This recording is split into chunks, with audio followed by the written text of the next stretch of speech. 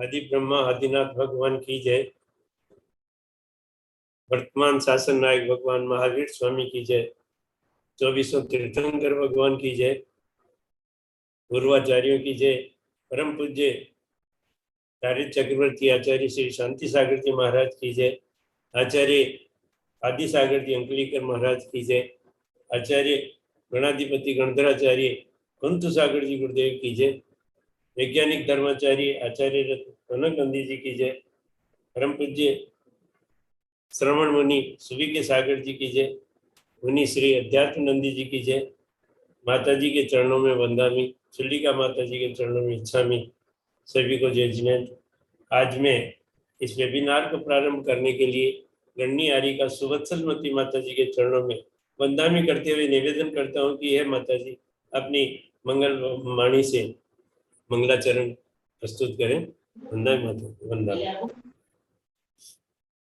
जय बोलो जीनियस आत्मविश्वासी आचार्य श्री योग नायक आचार्य श्री कनक नंदी गुरुदेव की जय। कनक नंदी गुरुवर आत्मविश्वासी है, मान लक्ष्य है इनका मुक्ति को पाना है। कनक नंदी गुरुवर आत्मविश्वासी है, उदारता पावन भाव प्रति समय करते हैं। आत्मा परिशीलन आत्मशोधन करते हैं। स्वशक्ति के ज्ञान से अनंत वीर्य पाना। कनक नंदी गुरुवर आत्मविश्वासी है, आत्मगौरव संयुक्त शक्ति संवर्धन करते। महापुरुष व गुरुओं का व्यक्तित्व चिंतन करते। संकल्प विकल्प रहित सरल रहते। कनक नंदी गुरुवर आत्मविश्वासी है, ना अपेक्षा किसी से ना उपेक्षा किसी की। ना प्रतीक्षा करते स्वात्म परीक्षा करते। सहिष्णु समाभावी मृदुता के धनी है। कनक नंदी गुरुवर आत्मविश्वासी है, ना सफलता से अहंकार ना विफलता से दुखी। आत्म सजेशन करते मनन चिंतन करते। भीड़ से दूर रहते एकांत निवासी है। कनक नंदी गुरुवर आत्मविश्वासी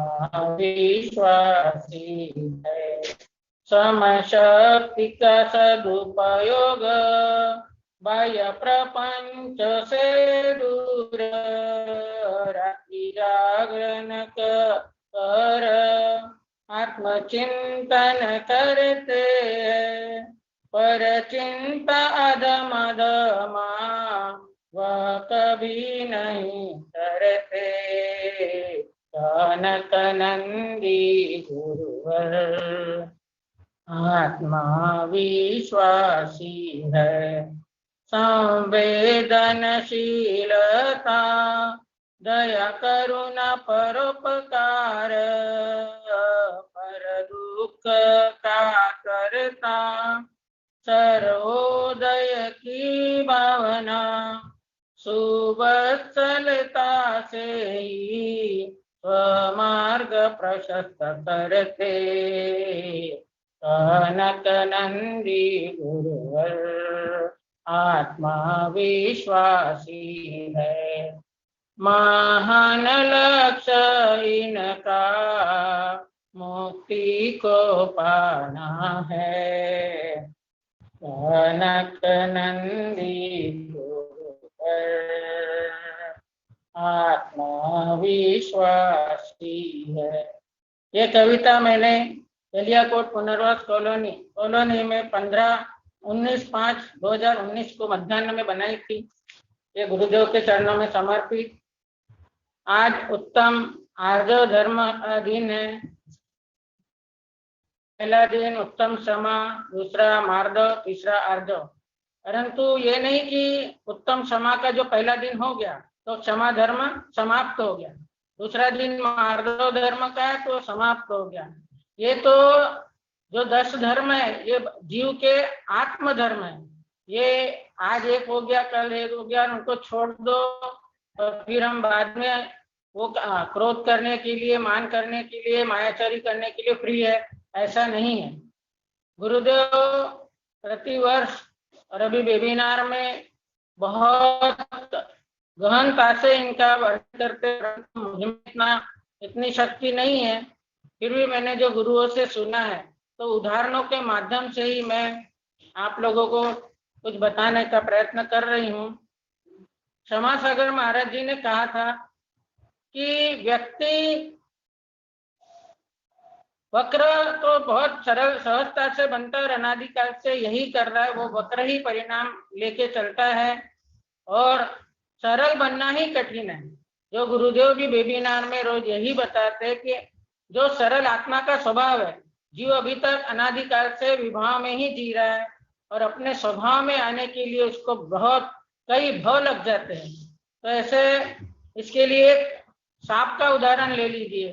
सांप कितना भी वक्र चले, उसकी चाल बहुत वक्र होती है, परंतु जब वो अपने बिल में जाने का समय आता है तब वो सीधा होके ही जाएगा, वो टेढ़ा मेढ़ा उसमें जा नहीं सकता, क्योंकि जब तक सीधा नहीं होगा, सरल नहीं होगा, तब तक वो अपने घर में, वैसे ही आत्मा का निज घर है अपना आत्म स्वभाव, तो आत्म स्वभाव में आने के लिए उसको सरल होना ही पड़ेगा। वो अनादिकाल से जो वक्र परिणाम कर रहा है उससे आज तक उसका उद्धार नहीं हुआ है। एक बार की घटना है कि एक फोटोग्राफर ने अपनी कथा में लिखा है कि मेरा फोटोग्राफी करना, लोगों की फोटो खींचना, यही मेरा व्यवसाय है। तो एक बार मेरे मन में आया कि उसने अपने दुकान पे 2 बोर्ड लगाए। एक में लिखा था कि आप जो लोगों को दिखना चाहते हो उस फोटो निकालने के 25 रुपए, और जो आप ओरिजिनल हो वो फोटो यदि निकालना है तो केवल मात्र 5 रुपए। बोले उस दिन भरे में कोई भी ग्राहक आया तो मैंने उससे पूछा कि आपको 25 वाली निकालना है कि 5 वाली, तो पूरे दिन भरे में 5 रुपए वाला एक भी व्यक्ति ऐसा नहीं आया कि उसने कहा कि 5 रुपए की, सब ने 25 रुपए वाली ही फोटो खिंचवाने की अपनी भावना जताई। तो इससे ये सिद्ध होता है कि व्यक्ति जो है, जो उसका स्वभाव है, जैसा है वैसा वो नहीं दिखना चाहता। लोग मुझे क्या कहेंगे, लोगों के सामने मैं कैसा दिखूं, महिलाएं भी घर में कैसी भी रहेगी, पर जब बाहर जाने का समय आता है तो लोग क्या कहेंगे। एक तो सबसे बड़ी बीमारी महाबीमारी है, जन्म जरा मृत्यु विनाशना, इस रोग से भी एक महारोग है कि हमें लोग क्या कहेंगे। तो उसी के लिए व्यक्ति प्रपंच करता है और लोगों को अच्छा दिखूं, और अपने चेहरे पे कई चेहरे लेके घूमता है। जीव अपने अभी सुबह मंदिर में है तो पुजारी के रूप में दिखता है, वहां देखो तो उनके जैसा कोई पंडित नहीं दिखेगा, परंतु फिर वही व्यक्ति जब बाजार में दुकान पे बैठता है तो उसका वहां का रूप अलग होता है। सुबह किसी के यहाँ शादी में गया है तो वहां उसका सूट बूट अलग ही, जो वेशभूषा है वो बना के जाएगा और वहां अलग ही दिखने का प्रयत्न करेगा। और यदि थोड़ी समय में किसी के यहाँ यदि गमी हो गई है, कोई व्यक्ति की मृत्यु हो गई है, तो वहां जाएगा तो तुरंत थोड़ी ही देर में उसका चेहरा अलग बदल जाएगा, वहां वो रोना धोना सब करेगा। ऑफिस में जाएगा तो उसका अलग रूप होता है, घर पे आने के बाद अपने बच्चों के साथ अलग रूप होता है, अपने मित्रों से मिलेगा तो अलग उसका व्यवहार होगा। और यदि कोई उसकी जिससे बनती नहीं हमारी उससे बनती नहीं तो मुंह टेढ़ा करना, ये सब रुजुता नहीं है, ये सब मायाचारी है। और जीव सोचता है कि मैं दूसरे को ठग रहा हूं, पर गुरुदेव कहते हैं कि मेरे को कोई ठग नहीं सकता, क्योंकि मैं भी किसी को नहीं ठगता हूँ। हाँ, कभी कभी वो आते हैं कि ठगने वाले कि हम भाई हमको 1 किलो सोना दे दो, हम तुमको उसका 2 किलो बना के दे देंगे। तो इसमें देखिए गुरुदेव बताते हैं कि इसमें पहले कौन किसको ठग रहा है। आप 1 किलो सोना देके उससे 2 किलो लेना चाहते हो, तो सोना तो इतना सस्ता है, तो आपने पहले ही दूसरे को ठगने की सोची है। और फिर क्या होता है कि वो आपसे 1 किलो सोना लेके जाता है और 2 किलो क्या छटाक भर भी या 10 ग्राम भी सोना आपको नहीं मिलता। तो ये क्या हुआ, आपने पहले उसको ठगने का प्रयत्न किया। इसलिए दूसरों को ठगने से पहले अपन स्वयं ही ठग जाते हैं और सोचते हैं कि मैं दूसरे को ठग रहा हूँ। कोई किसी को ठग नहीं सकता, जो अनादिकाल से स्वयं को ही ठग रहा है, अपने स्वभाव को भूल के स्वयं ही अपने आप को ठग रहा है। एक बार की बात है कि कबीर और उनका बेटा, उनके सामान्य परिस्थिति थी, तो एक बार उनके बेटे ने कहा कि पिताजी मैं चोरी करने का धंधा करता हूँ, तो उससे अपने को आय होगी और अपना घर भी अच्छे से चलेगा। तो कबीर ने कहा अच्छा बेटा, ये तूने मेरे को पहले क्यों नहीं बताया, मैं ये जुलाई का काम पहले क्यों करता। ये तो अच्छा है कि कुछ काम वो मत करो, मेहनत मत करो, परिश्रम मत करो और जाके दूसरे के यहाँ से धन लेके आ जा। तो बोले ऐसा करता हूँ बेटा, मैं भी तेरे साथ चलता हूँ। तो वो दोनों बाप बेटे रात के समय चोरी करने गए। बेटे कबीर ने कहा कि मैं बाहर खड़ा रहता हूँ, तू जाके अंदर। बेटे को भी बड़ा आश्चर्य हुआ कि कबीरदास जी कैसे तैयार हो, क्योंकि स्वयं चोर जानता है कि ये गलत है। तो फिर भी वो गए, तो उन्होंने कहा मैं बाहर बैठता हूँ और तू तेरा काम कर। और उसने बेटे ने जाके अंदर से सब माल समेट लिया और जब बाहर आया तो कबीर ने कहा बेटा तूने वो घर वाले को बता दिया कि मैं तुम्हारा माल लेके जा रहा हूँ। वो तो एकदम सत्य में आ गया कि चोरी, और वो भी बता के करना। तो कबीर जी का ये भाव था उसको बताने का, कबीर ऐसा कार्य कर ही नहीं सकते। वो उनके जमाने के बहुत बड़े संत थे, सामान्य बातों से अपने दोहों से उन्होंने लोगों को इतना मार्गदर्शन किया है कि आज भी उनके जो दोहे है वो प्रासंगिक है। तो उन्होंने अपने क्रिया से अपने बेटे को ये बता दिया कि ये गलत है।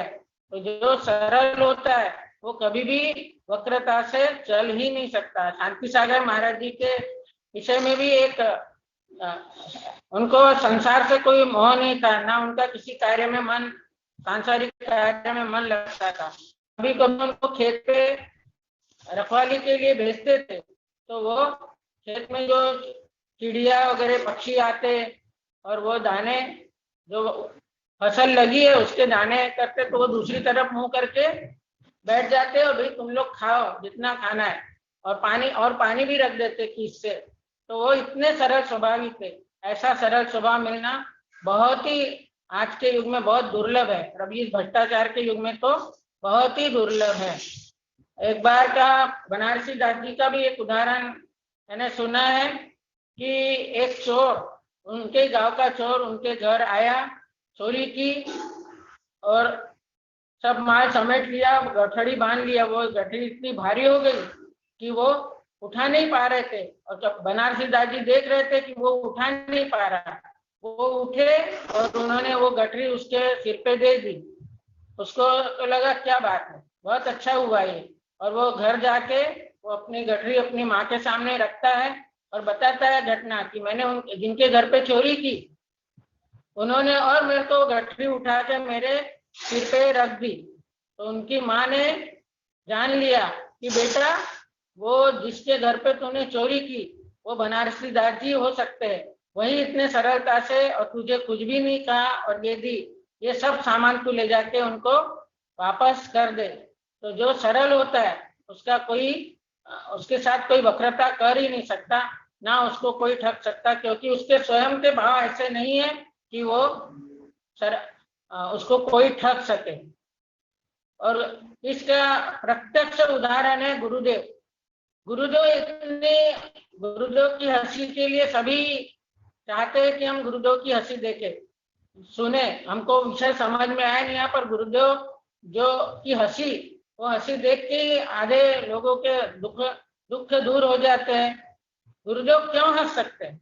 क्योंकि गुरुदेव एकदम सहज सरल आत्म स्वभावी है और उनके मन में कोई भी किसी के प्रति भी गलत भाव नहीं है। वो बोलते हैं मैं अक्षमा भाव में मैं किसी को क्षमा नहीं करता, क्योंकि मैं अक्षमा भाव में कभी रहता ही नहीं। यदि मैं तुमसे गुस्सा हूं तो नुकसान किसका हुआ? पहले स्वयं का नुकसान हुआ। मुझे अक्षमा भाव में रहना पड़ेगा, क्रोध करना पड़ेगा, तो इससे नुकसान किसका होगा? मेरा ही। किसी को दूसरे को मारने के लिए यदि हाथ में अंगारा उठाते तो पहले हाथ किसका जलेगा? स्वयं का। वह अंगार फेंकने के बाद वो दूसरा व्यक्ति जले या ना जले, उसको नुकसान पहुंचे या ना पहुंचे, पर स्वयं का हाथ पहले जल जाता है। दूसरे के लिए गड्ढा खोदते तो व्यवहार में बोलते हैं कि दूसरे के लिए गड्ढा खोदोगे पहले उसी में स्वयं ही गिरेंगे, क्योंकि असावधान रहता है। तो इसलिए गुरुदेव की जो हंसी है इतनी निश्चल क्यों है?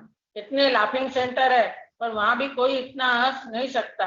आज की आधुनिक पीढ़ी तो बिल्कुल भी नहीं हंस सकती, क्योंकि सब औपचारिकता में, और गुरुदेव के पास कोई भी औपचारिकता नहीं है। छोटे बालक से लेके बड़े बूढ़े तक, सामान्य बुद्धि वाले से लेके वैज्ञानिक तक सभी आते हैं, और सभी के लिए गुरुदेव का एक सा व्यवहार है कि इसके लिए मेरा अलग व्यवहार, और वो पढ़ा लिखा है तो उसके लिए, धनी के लिए अलग, गरीब के लिए क्या नहीं। जब गुरुदेव का द्वार खुला रहता है तो सबके लिए खुला रहता है, और फिर बंद रहता है जिस समय बंद रहता है, तो चाहे वो वैज्ञानिक आ जाए, चाहे कितना भी विद्वान आ जाए, तो भी गुरुदेव का दरवाजा कभी खुलेगा नहीं। ऐसा पक्षपात, ऐसा टेढ़ा व्यवहार गुरुदेव कभी भी नहीं करते, और गुरुदेव इसके प्रत्यक्ष उदाहरण है, क्योंकि प्रायोगिक उदाहरण के सिवा व्यक्ति समझ नहीं सकता। हम ग्रंथ में कितना भी पढ़े और बहुत पूजा पढ़ ले, कर ले, बहुत बड़े बड़े दोहे पढ़ ले, पर उसका असर नहीं होता। गुरुदेव का जो प्रायोगिक रूप है, हमने कॉलोनी में भी गुरुदेव का वो सहनशीलता का और समता की पराकाष्ठा का उदाहरण सभी कॉलोनी वासियों ने, जो भी दूसरे वहाँ प्रत्यक्षदर्शी थे, देखा है कि गुरुदेव को नमन, कि गुरुदेव गिर गए तो हम तो गिर गए तो ऐसा ये खून निकला उसके लिए तड़पते, और उसने ऐसा किया, उसने वहां पे पानी डाला होगा, उसने वो रख दिया इसलिए मैं गिरा। पर गुरुदेव यही 2 दिन अन्वेषण करते रहे कि मैं गिरा तो कैसे गिरा, मुझसे क्या गलती हुई। वो स्वयं में पहले झांकते और स्वयं में चिंतन करते, और गुरुदेव ने चिंतन करते करते दिन तक वो पढ़ नहीं पाए, तो गुरुदेव ने चिंतन ही किया, और वो चिंतन से इतना चिंतन हुआ कि 2 पुस्तकें, उस उपसर्ग के ऊपर गुरुदेव ने 2 पुस्तकें लिखी, पर दूसरे को दोष नहीं दिया, और इतनी समता भाव से। और गुरुदेव हमेशा ही बताते हैं कि समता भाव से बढ़कर मोक्ष जाने के लिए कोई भी साधन नहीं, क्योंकि जब तक समता भाव नहीं होंगे, जीव अपने आत्म स्वभाव में नहीं आएगा, तब तक वो ध्यान नहीं कर सकता। अभी 2 दिन पहले गुरुदेव ने कहा कि तुम लोग ध्यान, मुझे नहीं लगता कि तुम लोग एक क्षण भी ध्यान कर सकते होंगे, क्योंकि तुम हमेशा बताते हो कि हमारा मन चंचल है, और चंचल मन में कभी भी आत्म ध्यान हो नहीं सकता। और इसीलिए एक ईश्वरचंद्र विद्यासागर की भी है कि वो एक गांव में जा रहे थे और गाड़ी में सफर कर रहे थे, और उनके साथ एक युवा वहीं पढ़ने के लिए जा रहा था उनके पास, वो भी उस गाड़ी से प्रवास कर रहा था। जब वो स्टेशन पे उतरे तो वो सोच रहा था मैं तो पढ़ा लिखा हूँ, मैं क्यों सामान लेके चलूँ, तो कूली कूली कूली, तो छोटा गांव था तो कूली तो वहां मिलने से रहा। वो ईश्वर चंद विद्यासागर जी वो भी जा रहे थे, तो उन्होंने उसका वो पेटी उठाई और माथे पे रख के वो घर तक ले गए। और फिर जब बाद में वो उनसे मिले तो वो लड़का तो हतप्रभ रह गया कि आप ही ईश्वर विद्यासागर है। तो उन्होंने, ये होती है सरलता। जितने भी महान व्यक्ति है उनकी सरलता बिल्कुल प्रशंसनीय, प्रायोगिक और अनुकरणीय होती है। और हमारे गुरुदेव इसका प्रत्यक्ष और जाज्वल्यमान उदाहरण है। ऐसे गुरुदेव के चरणों में नमस्तु। और आपके जीवन में भी इतनी सरलता और रुजुता और आर्य भाव आए, इसी भावना के साथ बोलिए आचार्य श्री कनक नंदी गुरुदेव की जय। नमस्ते। पूज्य माता जी ने अभी गुरु वंदना के साथ में अपने आज के आर्जव धर्म पर विचार रखे। कल गुरुदेव ने मार्दव धर्म पर बोलते हुए बताया कि मार्दव धर्म मान के अभाव में होता है। मान के प्रकार, मान 4 तरह का जानना चाहिए।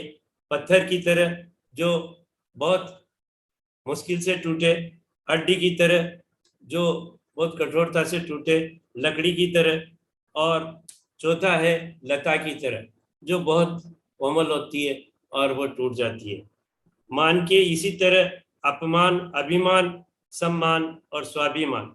इसमें अपमान और अभिमान द्वेष के कारण होते हैं, सम्मान, स्वाभिमान राग के कारण होते हैं। इनके अभाव इसमें मध्य 8 तरह के बताए, और उसके साथ में इनको छोड़ने से मृदुता उत्पन्न होती है। मृदा, मिट्टी से ये शब्द बना है, क्योंकि मिट्टी में जो ही हम पानी डालेंगे वह कोमल हो जाएगी और मृदुता आ जाएगी। उसी से आज का मार्दव धर्म हमें निर्माण होता है। उसमें विनय प्रमुख है, जिसमें लोक विनय और परलोक विनय का गुरुदेव ने बहुत ही अच्छा संश्लेषण किया। और मैं क्षमा धर्म के ऊपर जिस तरह से माता जी ने बताया, एक लघु कथा मैंने जो सुनी है उसको मैं प्रस्तुत करना चाहता हूँ कि एक व्यक्ति बस में सफर कर रहा था और एक बस स्टैंड आया और वहां पर एक महिला जो है चढ़ी। उसके पास की सीट खाली थी। महिला धम से वहां पर बैठी और उसने अपने बैग को कई तरह से घुमा करके उस व्यक्ति को मतलब चोट पहुंचाई। उसने कई दफा व्यक्ति को चोट मारी, परंतु व्यक्ति ने कुछ भी नहीं कहा। तो महिला को लगा कि ये व्यक्ति बोल क्यों नहीं रहा। तो उसने कहा कि श्रीमान, मैंने आपको इतनी चोट पहुंचाई और आप कुछ नहीं बोल रहे हैं, क्या कारण है? व्यक्ति ने कहा, बहन जी, मेरा स्टेशन थोड़ी ही दूर पर है, मेरी यात्रा ज्यादा लंबी नहीं है, अतः मैं इस छोटी सी यात्रा में आपसे क्यों झगड़ूं। तो बंधुओं, हमारे जीवन की यात्रा भी बहुत छोटी है। जिस तरह से सर्वार सिद्धि के देवों की अपेक्षा भगवान आदिनाथ की जीवन यात्रा भी छोटी थी, तो हमारी क्या बात है। तो इस तरह के हम भाव रखें कि हमारी जीवन की यात्रा बहुत सीमित है, छोटी है, और उसी को देखते हुए हम अपने भाव में परिवर्तन करें। और इसी के साथ में आज मार्दव धर्म के ऊपर परम पूज्य श्रवण मुनि सुबीके सागर जी के मुखारबिंद से हम आज की इस वेबिनार को संबोधित करने के लिए निवेदन करते हैं। हे गुरुवर, आपके चरणों में सशक्त नमन। हमें आज की वेबिनार को संबोधित करने का कष्ट करें। नमोस्तु गुरुदेव, नमोस्तु, नमोस्तु।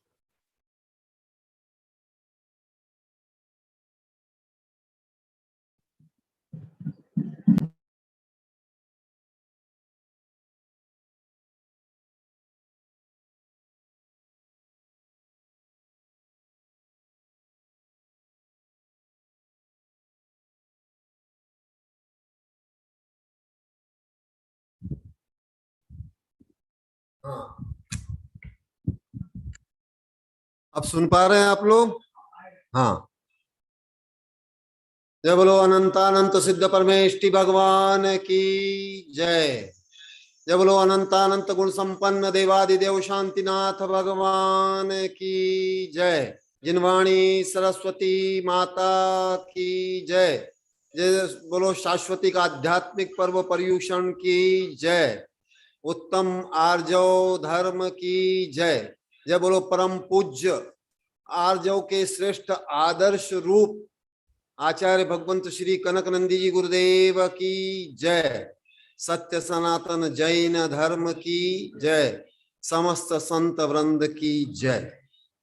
प्रिय धर्मात्मन, अभी माता जी उत्तम आर्जव धर्म के कुछ प्रायोगिक उदाहरणों के माध्यम से आज के इस उत्तम आर्जव धर्म के विषय में बता रही थी और उत्तम आर्जव का व्यावहारिक स्वरूप बताने का वो प्रयास कर रही थी। बहुत अच्छा प्रयास है। मैं सब अभी और आचार्य भगवंत के बारे में भी बोल रही थी कि आचार्य भगवंत आर्जव का एक श्रेष्ठतम रूप है इस पृथ्वी पर, इस भारत भूमि पे नहीं, पूरी पृथ्वी पे। इतनी सरलता, सहजता, यानी ज्ञान के शिखर पुरुष होने के बाद भी इतनी सरलता प्राप्त होना ये बहुत कठिन है। ये एक मणिकांचन योग है। मैं अपनी एक कविता के माध्यम से आज का मंगलाचरण करता हूं, जो मैंने हल्दी घाटी में लिखी थी और आचार्य भगवंत की सरलता के लिए लिखी थी। हल्दी घाटी में 17/8/2013 को रात्रि 11 बजे लिखी थी। शिक्षा मनोवैज्ञानिक आचार्य श्री कनक नंदी गुरुदेव की निश्रा में जो मुझे अनुभव हुआ वो इस कविता में लिखा हूं। आज इस कविता के मंगलाचरण के पश्चात हम उत्तम आर्जव धर्म को और भी समझने का प्रयास करेंगे प्रायोगिक रूप में। तो सर्वप्रथम आचार्य भगवंत का स्वरूप क्या है? सरलता की, ऋजुता की, सहजता की, पवित्रता की एक साकार मूर्ति इस पूरी पृथ्वी पर आचार्य कनक नंदी जी गुरुदेव हैं, जो हमको निरंतर प्रेरित करती है कि ज्ञान के शिखर पर होते हुए भी कैसे व्यक्ति सरल होता है। तो यही मैंने इस कविता में लिखा है। आप लोग ध्यान से सुनिए, फिर उसके बाद में अपन विषय पर आएंगे। ऐसी सरलता देखी नहीं कहीं मैंने, इसीलिए चरणों में आराधन आचरण कर लिया, अनुकरण कर लिया। स्वर्ण संधि मिली, गुरुकुल मिला, जिनकी निश्रा में सरल व सहज से ज्ञानानंद मिल रहा, सहजानंद मिल रहा, अनुभव मिल रहा, सुखानंद मिल रहा। कनक नंदी जिनका नाम है, जाने सारा विश्व है। देश विदेश के विज्ञानी जिज्ञासु बन आते हैं।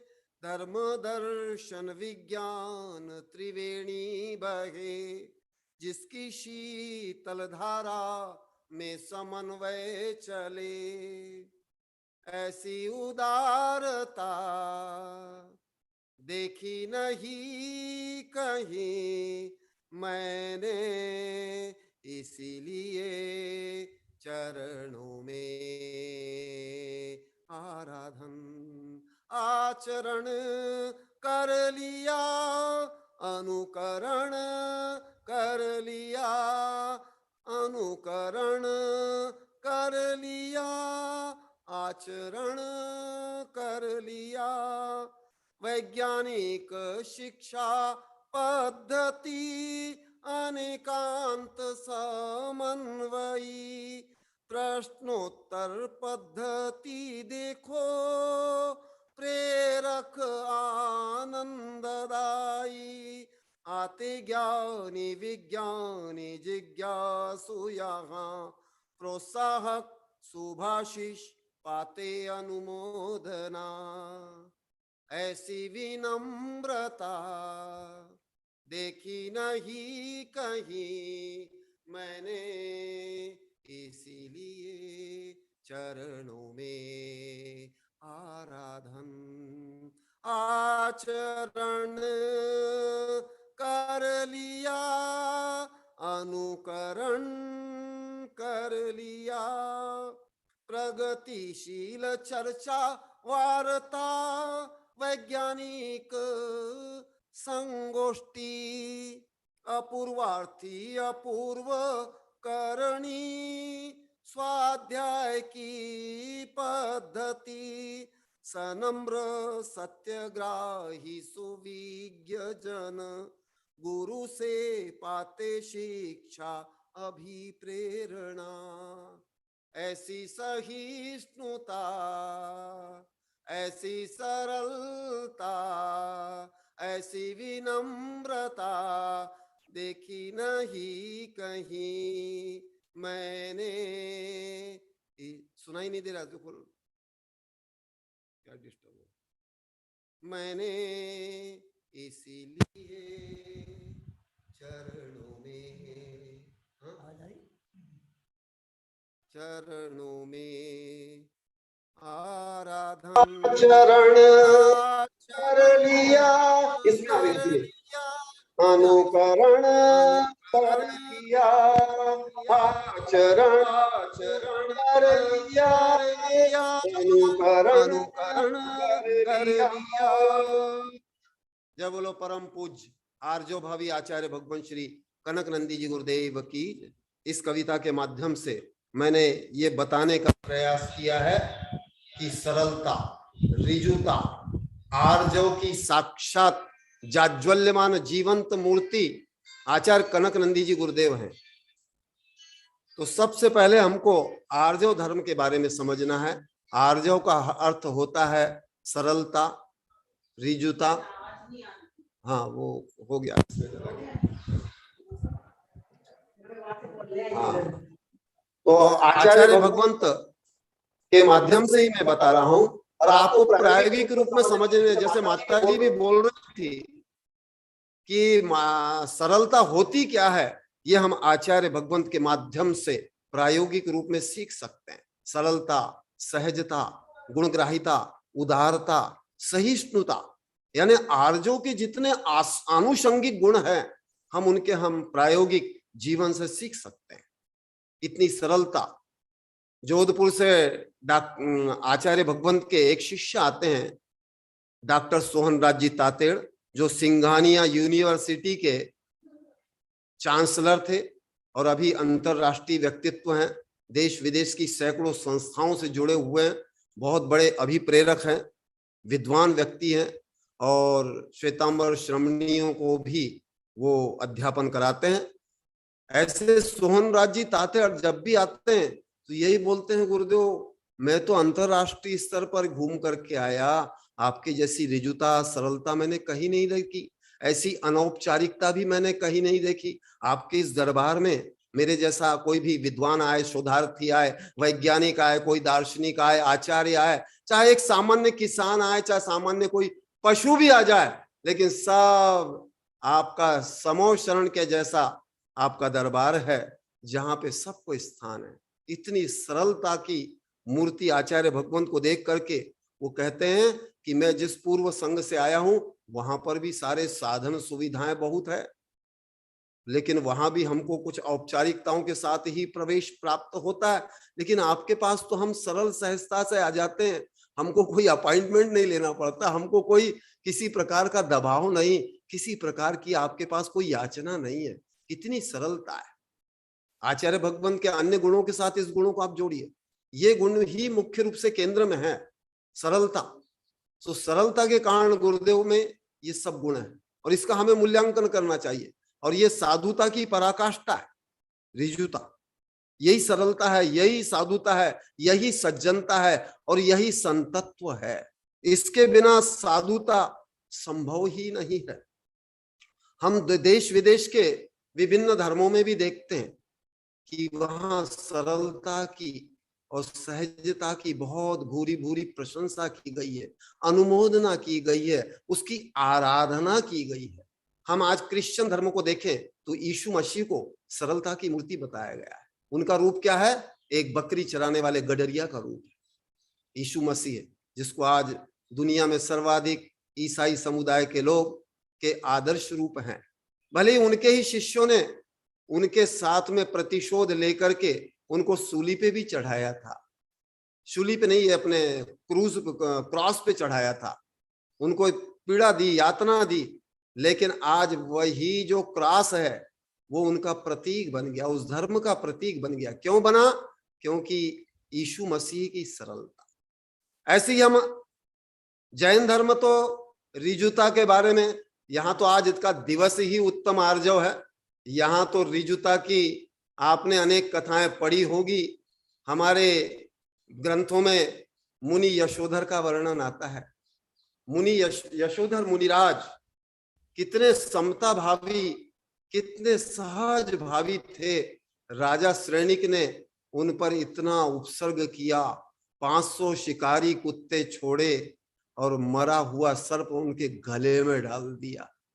उसके बाद भी उनमें किसी प्रकार का कोई क्षोभ नहीं, कोई उद्वेग नहीं, कोई प्रकार का प्रतिशोध नहीं।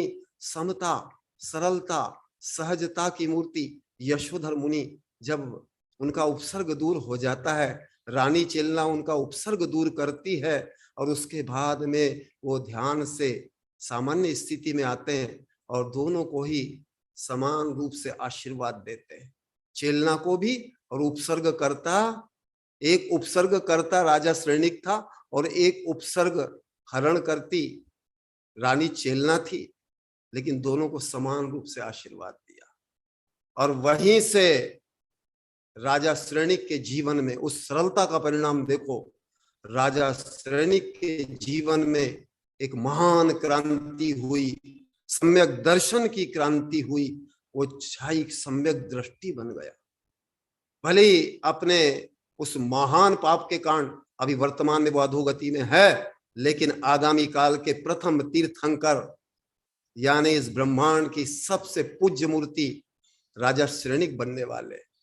मैं ये इसलिए बता रहा हूं कि एक साधु की सरलता का परिणाम देख लो, एक ऋजुता का परिणाम देख लो, एक आर्जव भाव का परिणाम देख लो कि उससे एक जीव आगामी तीर्थंकर बनने वाला है।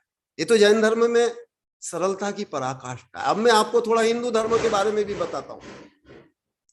हिंदू धर्म में भी जितने हीरो हैं, आप रामचरितमानस में देखिए, आप लोगों ने कभी राम कथा सुनी होगी वैष्णव संप्रदाय में, कभी हिंदुओं के, लेकिन वहां पर भी जो श्रेष्ठ लोग हैं वो कौन है? सब सरल प्रकृति के लोग, ऋजुता के धारक लोगों का वहां हीरो हैं। कौन कौन है? जैसे शबरी को के झूठे भेड़ खाए तो आप लोग सब जानते हैं, रामचंद्र जी हिंदू धर्म में आता है और ये कथा आप लोगों ने सुनी, क्योंकि रामचंद्र जी भी सरल स्वभावी थे, भले तेजस्वी ओजस्वी थे, क्षत्रिय थे, उसके बाद भी उनमें कितनी सज्जनता, सरलता, ऋजुता। शबरी की सरलता से प्रभावित होकर उसके आश्रम में पहुंच गए। ऋषि मतंग ने बोला था शबरी को कि शबरी, तुझ में जो सरलता है और जो भक्ति है, इसका परिणाम ये होने वाला है कि तुझे कहीं जाने की आवश्यकता नहीं है। प्रभु तेरे दरबार, तेरे कुटिया में स्वयं ही आएंगे। और उसकी कुटिया में आए और रामचंद्र जी ने उसके बेर खाए। और भी नाम बता रहा हूं मैं आपको, हिंदू धर्म में जो नाम आते हैं, केवट का एक नाम आता है, निषाद राज का नाम आता है। ये सब सरलता के रूप है। निषाद राज, गंगा के पार जाने पर भीलों का राजा निषाद राज मिलता है, वो भी सरलता से मित्रता करता है और रामचंद्र जी उससे मित्रता करते हैं। देखो, एक महापुरुष एक सामान्य भील व्यक्ति से मित्रता करते हैं। सरलता का परिणाम देखो, दोनों ओर से कैसे सरलता काम करती है और कैसे एक महान कार्य होता है। ऐसे ही एक तीसरा उदाहरण आता है केवट का।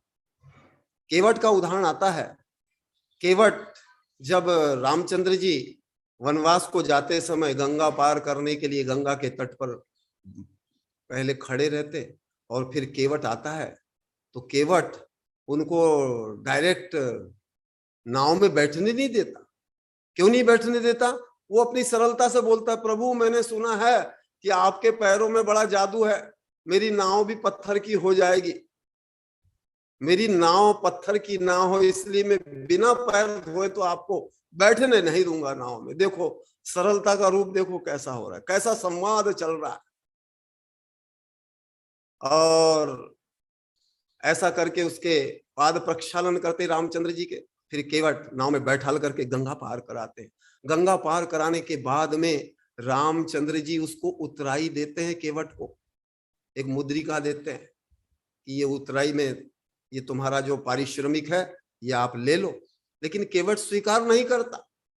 क्यों नहीं करता?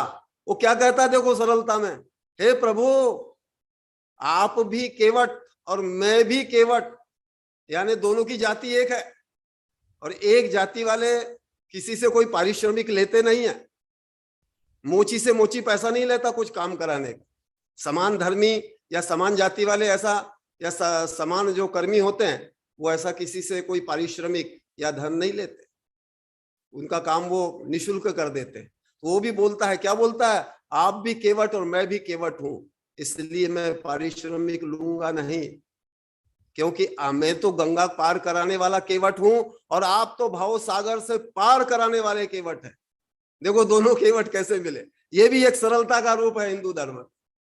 ये उदाहरण इसलिए बताया कि हमको प्रायोगिक रूप से, आप देश में आज मार्दव धर्म पे अनेक प्रकार के प्रवचन सुन रहे होंगे, लेकिन हमें मार्दव धर्म, ये आर्जव का जो प्रायोगिक रूप है वो समझना है मुख्य रूप से, कि आर्जव कहते किसको है, सरलता क्या होती है, सहजता कैसी होती है, पवित्रता कैसे होती है, और इसका जीवन में क्या प्रभाव होता है। ये आप देखिए, हमारे बीच में अभी एक मूर्ति और बैठी हुई है सरलता की, हमारे जीवनलाल जी पाटीदार। इनकी सरलता को आप प्रतिदिन देखते हैं।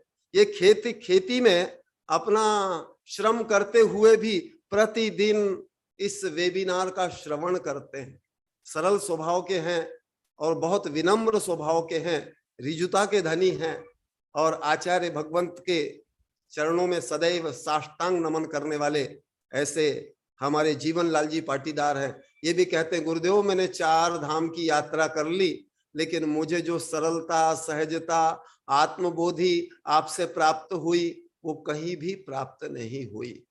यानी वो ये डायरेक्ट इनडायरेक्ट ये कह रहे हैं कि आप ही परम तीर्थ हैं, जीवंत तीर्थ हैं। ये उदाहरण में इसलिए बता रहा हूं कि इसके माध्यम से हमको भी ये समझना है, हमको जीवंत में ही तीर्थ ढूंढना ही उपयुक्त है। हम क्या होता है, आचार्य भगवान भी बोलते हैं, जीते बाप से लट्ठम लट्ठा और मरे हुए को पहुंचाए गंगा। हम जीवंत व्यक्ति का आदर, सत्कार और आराधना नहीं कर पाते, उसका मूल्यांकन नहीं कर पाते, मरने पर छतरी बनाते और समाधि बनाते हैं और ना जाने फिर उसका श्राद्ध करने और उसका सारा तर्पण करने के लिए जाते हैं। तो ये उचित नहीं है। हमको जीते जी, जीवंत रहते हुए ही व्यक्ति की इस रिजुता का, इस महानता का, सरलता का मूल्यांकन करके उससे लाभान्वित होना चाहिए, और ये रिजुता हम में भी प्रवेश करे, ये निरंतर हमारा पुरुषार्थ होना चाहिए। अब आप सोच रहे होंगे कि रिजुता के उदाहरण तो मैंने बता दिया, लेकिन बहुत से लोग ऐसा सोचते हैं कि आज का युग तो बड़ा भौतिकता का युग है, बड़ा कूट कपट का युग है, हम सरल कैसे रहे। आपके समक्ष एक प्रश्न आता है, लेकिन आप इससे घबराइए नहीं। आप आज देश विदेशों में भी देखेंगे, जितने बड़े बड़े कारपोरेटर हैं, बड़े कई ऐसे अभिनेता हैं विदेशों में, कई ऐसे नेता है बहुत सरल प्रकृति के, धनी होते हुए भी सरल। उनकी माने हर आप उनकी एक्टिविटी देखेंगे वो सरलता से युक्त है, उनका रहन सहन बिल्कुल सिंपलिसिटी है, जीवन सरलता, सहजता, उदारता इससे युक्त है। और ये मनुष्य बहुत बड़ी शक्ति है। जो लोग समझते हैं कि हम बहुत कुछ कुटिल बन करके जीवन में कुछ उपलब्धि कर लेंगे, कुछ भ्रष्टाचार करके, मिलावट करके, शोषण करके, प्रवंचना करके, किसी का ठगी करके कुछ जीवन में बहुत बड़ी उपलब्धि कर लेंगे, तो आप बहुत बड़ी एक को ज्ञान में जी रहे हैं ये मान करके चलो। आज हम देखते हैं राजनीतिक क्षेत्र में भी देखते हैं हमारे देश में जितने बड़े बड़े चालाक बनने वाले, प्रवंचना करने वाले, ठगी करने वाले, भ्रष्टाचार घोटाले करने वाले बड़े बड़े नेता नामी गामी आज जेलों में। क्यों? कोई नहीं है उनको बचाने वाला, क्योंकि पाप कहीं छोड़ नहीं सकता। मायाचारी आप कितनी भी कर लो, लेकिन मायाचारी छिप नहीं सकती। एक गीत आपने सुना होगा, सच्चाई छुप नहीं सकती बनावट के उसूलों से, के खुशबू आ नहीं सकती कभी कागज के फूलों से। सच्चाई कभी छिप नहीं सकती, मायाचारी छिप नहीं सकती। रावण ने भी मायाचारी की थी सीता हरण करने के लिए, छिपी क्या? नहीं छिपी। कंस ने कितनी मायाचारी की? नहीं छिपी। हिटलर ने कितनी मायाचारी की? नहीं छिपी। छिप ही नहीं सकती। और ये रावण और कंस तो ऐसे थे, इतने शंकित, इतने भयभीत थे, जिनके पास इतनी रिद्धि सिद्धि सत्ता संपत्ति बुद्धि विद्वता सब कुछ था इनके पास में। ये बताने का उद्देश्य है कि कोई विद्वता आपके पास है, कोई डिग्री है, पोस्ट है, पैकेज है, ये कोई काम करने आने वाला नहीं। आप मुख्य रूप से आपके जीवन में सरलता है, वो आपकी शक्ति है।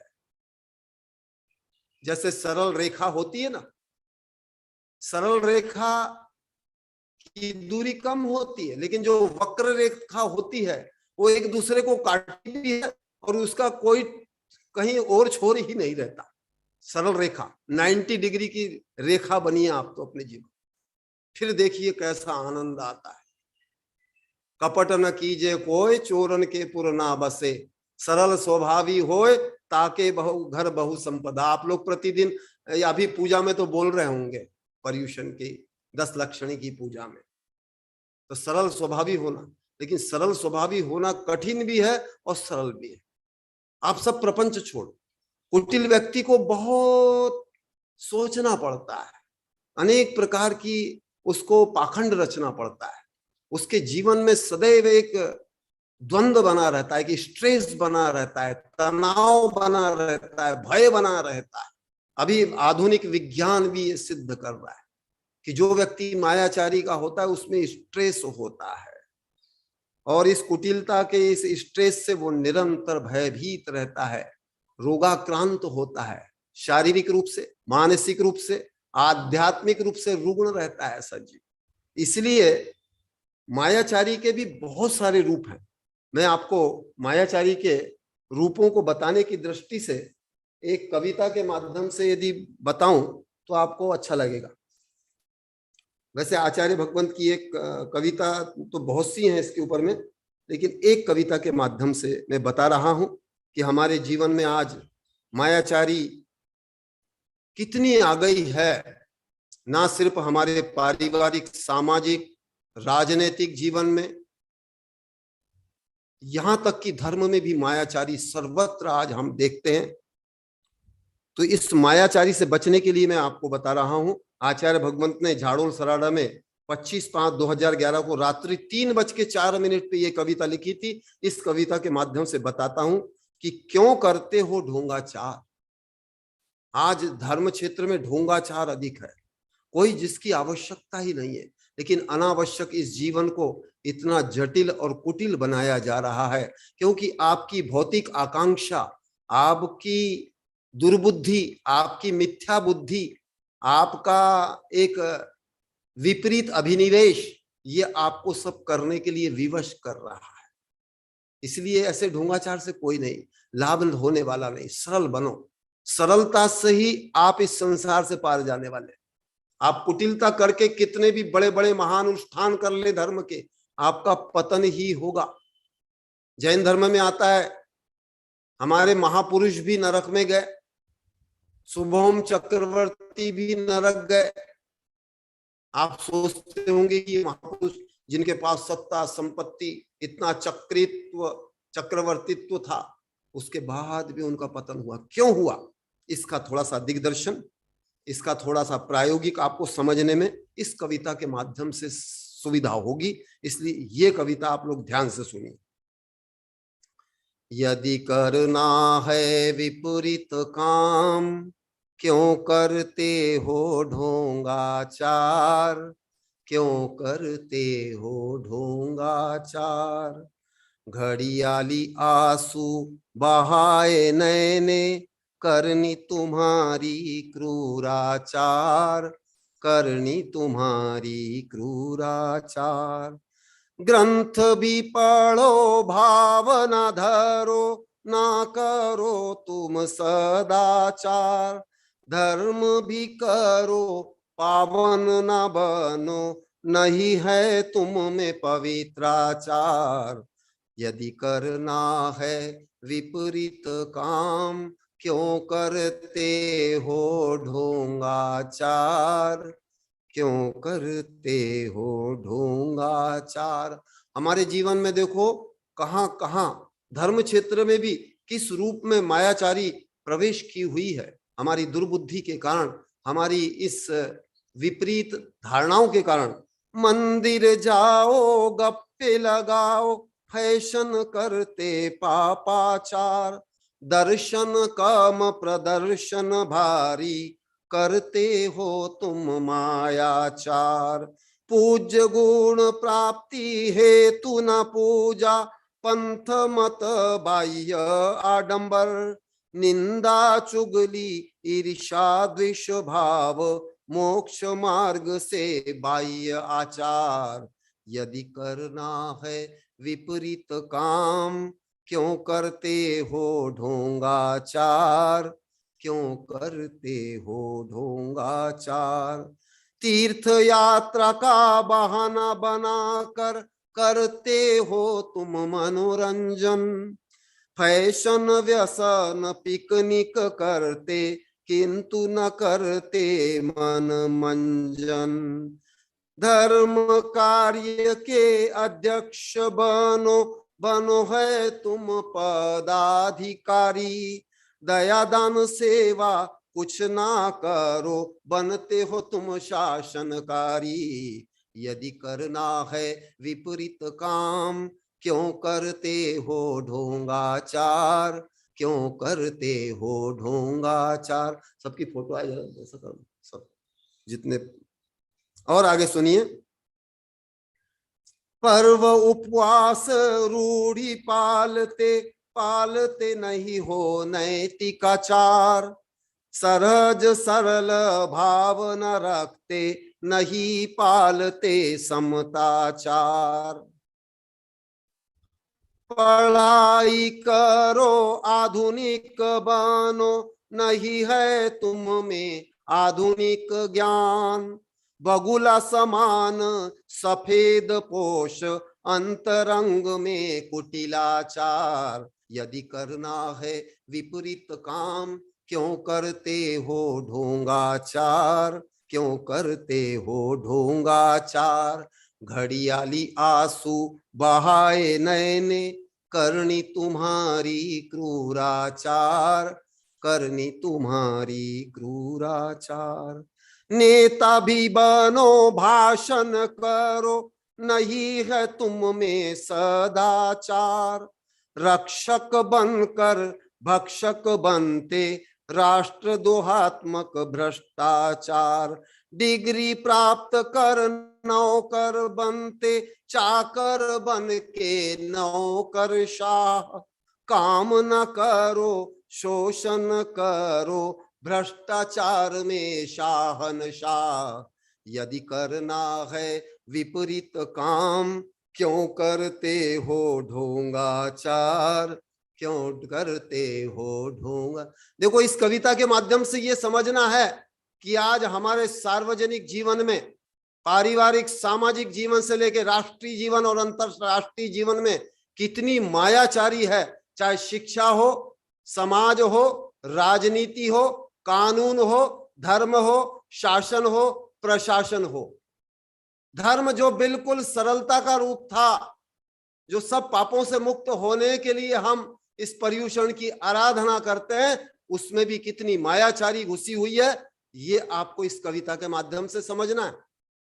और लिख रहे हैं आचार्य भगवान, धार्मिक बनो दिल ना कोमल, गुरु गुणी जने नहीं आदर, सर्व जीव में आत्मा भी मानो तो भी उनसे क्रूराचार। हाय यदि करना है विपरीत काम, क्यों करते हो ढोंगाचार, क्यों करते हो ढोंगाचार। और लिख रहे हैं, सभ्य भी बनो शिक्षित बनो, सेवा न करो है बुजुर्ग जन, माता पिता के आदर भी न करो, सभ्य आचरण से हो अनजान। कनक नंदी का आह्वान सुनो, त्याग करो है ढोंगाचार, सरल सहज पावन बनो, जिससे पाओगे शांति अपार। यदि करना है विपरीत काम, क्यों करते हो ढोंगाचार, क्यों करते हो ढोंगाचार। घड़ियाली आंसू बहाए नैने, करनी तुम्हारी क्रूराचार, करनी तुम्हारी क्रूराचार। देखो आचार्य भगवंत ने एक प्रकार से पूरा दर्पण दिखा दिया है समाज का, इस परिवेश का, हमारे राष्ट्र का। आज हमारे जन माने हर प्रकार के जीवन में, चाहे वो हमारा सामाजिक जीवन हो, पारिवारिक जीवन हो, राजनीतिक जीवन हो, संस्थागत कोई जीवन हो अथवा धार्मिक जीवन हो, सर्वत्र मायाचारी का पसारा है। मायाचारी सर्वत्र प्रवेश कर गई है। आज इस उत्तम आर्जव धर्म के विषय को श्रवण करके आपको ये संकल्पित होना है कि हम ये सब मायाचारी से दूर रहकर अपने जीवन को सरल सहज और पवित्र बनाएंगे, हल्के बनेंगे। आचार्य भगवंत ने भी बताया, अभी विज्ञान, अनेक बार आपने सुना है, अभी विज्ञान भी सिद्ध कर रहा है, जो व्यक्ति मायाचारी से युक्त होता है उसको एक भौतिक रूप में बताया कि वो 250 किलो यानी 2.5 क्विंटल का वजन सतत अपने सिर पे लेकर के चलता है। ऐसी स्थिति होती है मायाचारी की, भयभीत रहता है। इसलिए आप समाज में जिनको समझते हैं ये बहुत पढ़े लिखे हो गए, पढ़े लिखे होना की कोई बात नहीं, पढ़े लिखे होना, लेकिन पढ़े लिखे और शिक्षित होने का अर्थ है कि उसमें ऋजुता भी होनी चाहिए। लेकिन अभी होता यह है, जितने बड़े बड़े पदाधिकारी हैं, नेता हैं, अभिनेता हैं, आए दिन आप देखो कितनी मायाचारी में लिप्त हैं, कितने भ्रष्टाचार में, कितने मिलावट में, कितने शोषण में। धर्म में भी भ्रष्टाचार और मिलावट हो गया।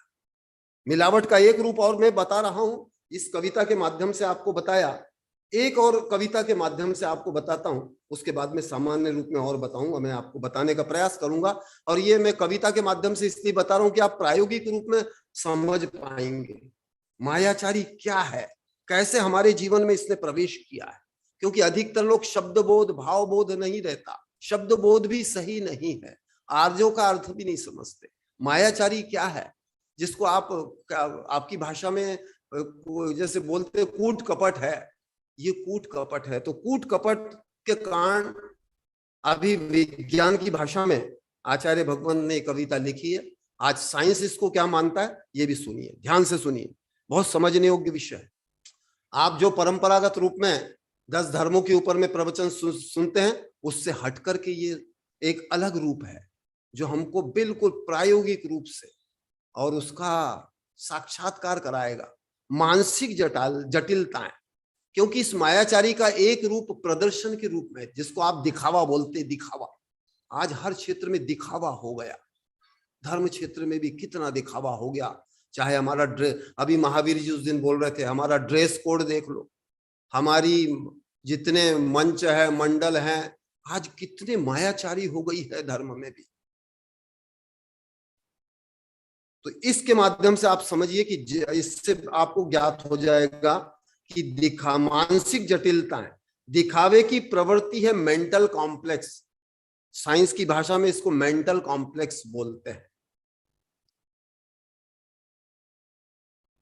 दिखावे के मनोविज्ञान जानो, मानसिक जटिलता पहचानो, मानसिक कॉम्प्लेक्स पहचानो, इसे दूर कर सज्जन बनो, इसे दूर कर महान बनो। दूसरे कारण है दीन अहम भाव, मान कषाय ईर्षा के भाव, संकीर्ण मनोभाव अंधानुकरण, विखंडित व्यक्तित्व लक्ष्य संकीर्ण।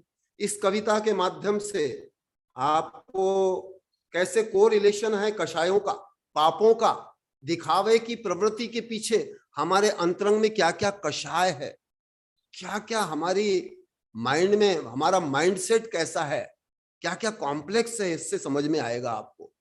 जिसको आचार्य भगवंत हमेशा कहते हैं कि सब कषाय और पाप एक दूसरे से जुड़े हुए हैं, माने इनका परस्पर में संबंध है। जहां मायाचार्य है वहां आचार्य भगवंत बोल रहे हैं वहां निश्चित ही दीन भाव है, अहम भाव भी है। जहां मायाचारी होती वहीं पर मान भाव होता है, अहंकार होता है, घमंड होता है, वहां पर ही मायाचारी भी होती है। मान कषाय व ईर्ष्या के भाव, मान कषाय भी है, ईर्ष्या का भाव भी होता है। जब ईर्ष्या होती है तो व्यक्ति कुछ अलग हट करके दिखाने का प्रयास करता है।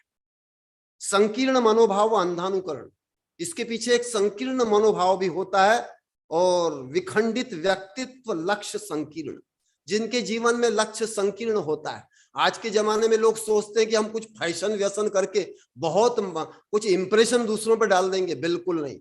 उससे आपकी तुच्छता ही प्रकट होती है, आपका ओछापन ही प्रकट होता है, आपकी पतितता ही प्रकट होती है। आप जीवन में जितने सरल सहज रहेंगे उतने महान बनेंगे। देखो मैं आपको एक उदाहरण बताता हूं। अमेरिका की महिला है, हमारी डॉक्टर रीता भी जानती होंगी, ओपरा विनफ्रे, एक प्रसिद्ध नाम है, अमेरिका की अभी धनी महिला है। बहुत संघर्षों से उस महिला का जीवन, अनेक अन्याय सहते हुए आज वो महिला एक अंतरराष्ट्रीय महिला है, लेकिन बिल्कुल सरल सहज है। हमारे देश में आती है, वृंदावन में भी आती है, कहीं आती है, आदिवासी ग्रामों में आती है, उनके बीच में नाचने गाने लगती। इतनी धनी महिला, कितनी सरलता है। देखो हमारे यहाँ तो एक चपरासी बन जाए तो उसके अंदर ईगो आ जाता है, मैं अब सरकार का दामाद बन गया हूं, ऐसा समझता है वो। हमारे भारतीय परिवेश में लोगों की ये बड़ी दुर्दशा है। 2 पैसा नहीं आया, कोई सरकारी नौकरी नहीं मिली, उसमें ईगो आ जाता है, अहंकार आ जाता है, मायाचारी करने लगता है। और आचार्य भगवंत बोल रहे हैं कि इसके लक्षणों को जानो। ये मानसिक जटिलताएं क्यों होती है? असम्यक चुनाव को प्रधान मानो। आपके जीवन का आप लक्ष्यहीनता के कारण ऐसा होता है, असम्यक चुनाव होता है। आपके जीवन में आपको चयन करना आता ही नहीं, आप गलत ही चयन करते हैं। जो दुष्ट दुर्जन पापी हैं, फैशनी व्यसनी हैं, ऐसे नेता अभिनेताओं के अंधानुकरण करने वाले भारतीय लोग हैं, उनका अंधानुकरण करते हैं, उनके जैसा बनना चाहते, उनके जैसा चलना चाहते, बॉलीवुड के एक्टरों जैसा चलना चाहते, बनना चाहते, किसी खेल नेता की नकल करना चाहते हैं। ये सब हमारी मानसिक कॉम्प्लेक्स है। और आगे सुनिए, चुनाव दुष्ट को चुनना, फैशन व्यसन कुखाद्य चुनना। हमारे देश में शासन में भी हम गलत लोगों को जब चुन करके भेजते हैं, उसका कारण भी हमारी मानसिक रूप से जो रुग्णता है, निम्नता है, उसके कारण होता है। फैशन व्यसन और गलत खान पान का भी चयन हम इसीलिए करते हैं। ये भी हमारी एक गलत चयन क्यों होता है? क्योंकि आप कितने भी पढ़े लिखे हो जाएं, जरूरी नहीं है कि आप जो कुछ भी आहार विहार विचार करते हो वो सम्यक हो, अधिक असम्यक। और अभी ऐसा देखा जा रहा है, अभी विज्ञान के भी जितने शोध आ रहे हैं वो बता रहे हैं कि अभी लोगों की जो लाइफ स्टाइल है, खान पान सब बिगड़ा हुआ, इसलिए इतने विभिन्न रोग हो रहे लोगों। समय शक्ति का अपव्यय करते हैं लोग, सत्ता संपत्ति का दुरुपयोग करते हैं, ये भी सब मानसिक कॉम्प्लेक्स है। और मनमाना कार्य करना, उद्दंडता करना, उच्छृंखल होना, अनुशासनहीन होना, ये सब ये मानसिक कॉम्प्लेक्स है। इन शब्दों से और इन भावों से थोड़ा परिचय करो। क्योंकि आप धर्म में जो कुछ भी सुनते हैं वो घिसा पिटा प्रतिवर्ष सुनते हैं, आपके जीवन में कोई परिवर्तन नहीं होता। लेकिन आचार्य भगवंत की इस कविता के माध्यम से अभी विज्ञान भी इस मेंटल कॉम्प्लेक्स के बारे में क्या क्या सोचता है, और धर्म भी, धर्म में तो सब कुछ है लेकिन धर्म की भाषा सबको समझ में नहीं आती, तो इसलिए आचार्य भगवंत ने इसको विज्ञान की भाषा में समझाने का प्रयास किया है कि इस मानसिक कॉम्प्लेक्स के कारण सब लोग मन मर्जी से, आज समाज में भी ऐसा ही होता है, सामाजिक नेतृत्व करने वाले भी ऐसे ही हैं, वो भी अपनी मन मर्जी से समाज को चलाना चाहते हैं। आप लोग सब अनुभव करते होंगे, आप अब आचार्य भगवंत से इतने वर्षों से ये वेबिनार सुन रहे हैं तो आपको ज्ञात तो होता होगा कि आपके समाज में भी अधिकतर, मेरा भी अनुभव है कि जो नेतृत्व करने वाले लोग हैं वो इस समाज को मिसगाइड करने वाले, वो सही आपको गाइडेंस करने वाले नहीं है, वो भी ऐसे ही मानसिक कॉम्प्लेक्स से युक्त लोग होते हैं। आप भी किसी भी समाज में किसी व्यक्ति का जब चयन करते हैं, किसी कोई पदाधिकारी बनाते हैं या अध्यक्ष बनाते हैं, किस आधार पर बनाते हैं? आप तो ये देखते हैं कि व्यक्ति धनी है इसलिए चयन कर लो, आप उसकी गुणवत्ता नहीं देखते, उसके गुणों को नहीं देखते, उसके भाव और लक्ष्य के आधार पर उसका चयन नहीं करते। तो हमारी जो चयन पद्धति है वो भी हर क्षेत्र में गलत है, चाहे राजनीतिक क्षेत्र हो, सामाजिक हो, धार्मिक हो। चयन करना आना चाहिए आपको, और चयन करना आपको तब आएगा जब आपके पास सद्विवेक होगा, नहीं तो कुछ नहीं है। और जो ऐसे लोगों के अंदर में एक मेंटल कॉम्प्लेक्स ये होता है कि जो उनके अनुसार नहीं चलता उसको वो शत्रु मानते हैं, गलत मानते हैं। देखो, इस मनोविज्ञान को आप जितना समझेंगे आपके जीवन में उतनी सतर्कता आएगी, आप सच्चे अर्थों में सम्यक दृष्टि भी बनेंगे, सुशिक्षित भी बनेंगे। नहीं तो आपके पास कितनी भी डिग्रियां हो और कितने भी आप पढ़े लिखे हो, आपके जीवन में कभी कोई शांति, समता या आपके जीवन में कोई विवेक नहीं आने वाला है। आप पढ़े लिखे होकर के भी अविवेकी ही रहेंगे।